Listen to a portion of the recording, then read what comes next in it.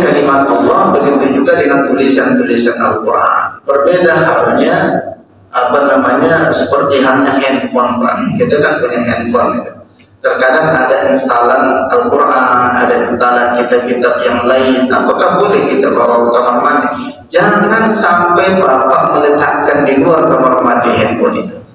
Jangan, ini saya tidak menganjurkan ya. Ini Ustaz kemarin menganjurkan diletakkan di luar.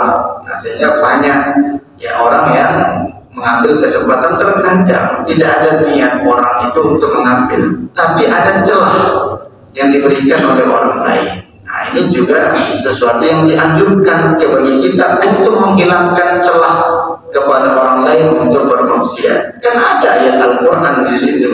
Kalau digital, ya dalam artian digitalisasi Al-Quran itu, ketika terbuka, itu termasuk bagian daripada tulisan Al-Quran. Nah, salah satu kemuliaan daripada Al-Quran itu, dimanapun tertulis jadi mulia benda itu.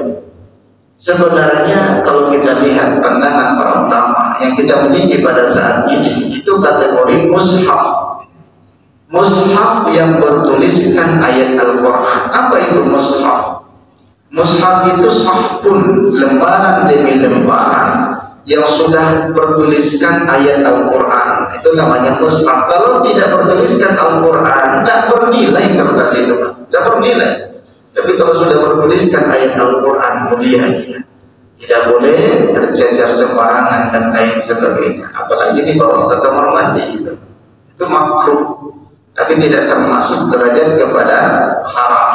Jangan kita membawa sesuatu yang bertuliskan ayat Al-Quran, nama Allah dan lain sebagainya ke dalam kamar mandi.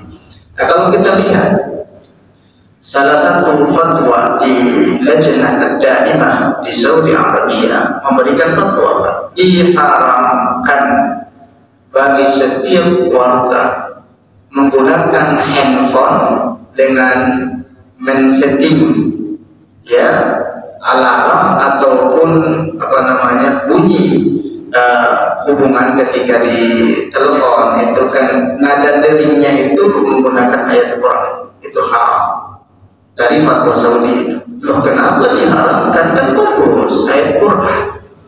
Ya, terkadang kita men-set nada deringnya itu ayat Al-Quran belum sempurna.